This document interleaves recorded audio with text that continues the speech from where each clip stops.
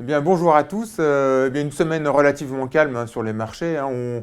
On finit le mois de mai et finalement, il n'y a pas eu beaucoup de volatilité, alors que traditionnellement, c'est un mois plutôt compliqué. Cette fois-ci, les marchés se stabilisent plutôt à des niveaux assez hauts, hein, en tout cas sur les marchés actions. Les taux d'intérêt, eux aussi, se sont calmés, hein. On est un petit peu de moins de 1,60 sur le 10 ans américain, donc on est dans une phase vraiment de stabilité sur les taux d'intérêt américains. La forte période de tension s'est calmée.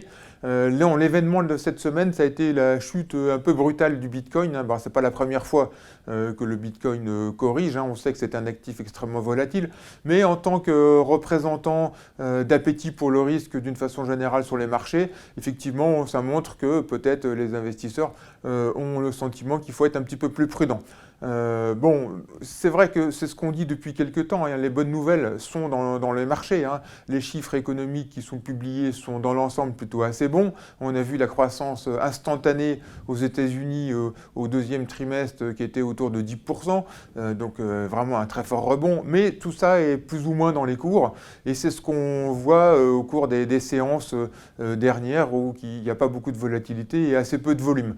Dans les marchés attendent des indications qui vont venir des banques centrales et des gouvernements. Alors sur les banques centrales, on attend la réaction de la Fed par rapport à des chiffres d'inflation qui remontent de façon assez significative ces dernières semaines.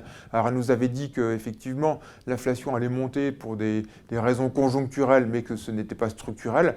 On attend des éclaircissements de ce point de vue-là au cours des prochains mois sur une éventuelle façon dont on va sortir de ces politiques monétaires très accommodantes, un éventuel tapering qui serait éventuellement annoncé peut-être à la rentrée.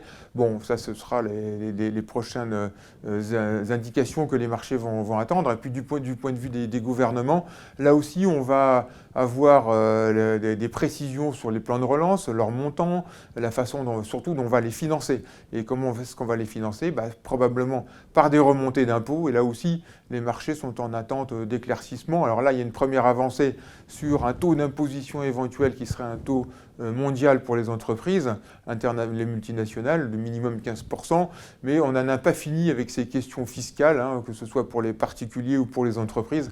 Et là aussi, pour l'instant, on n'a pas beaucoup de visibilité de ce point de vue-là, et c'est aussi une des raisons pour lesquelles les marchés sont relativement calmes. Donc globalement, on a bien monté déjà depuis le début de l'année sur les marchés actions, les taux se stabilisent, donc c'est ce qu'on dit depuis plusieurs semaines maintenant, hein. Il n'y a plus grand-chose à gagner à court terme en attente d'éclaircissement sur les sujets que j'ai évoqués, donc c'est assez logique qu'on ait des marchés qui se stabilisent, et puis là aussi, s'il y a des corrections, il faudra en profiter parce que les résultats des entreprises, ils ont été bons et ils vont continuer à être bons, même si les valorisations sont un petit peu élevées. Aujourd'hui, on peut s'attendre à des séances un peu plus volatiles et sur des périodes de repli qu'il faudra se renforcer. Donc, du calme pour l'instant.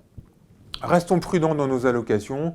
Peut-être on aura des mois d'été plus agités, justement en attente de ces éclaircissements des banques centrales et des gouvernements. Et c'est là qu'il faudra peut-être en profiter pour investir plus franchement.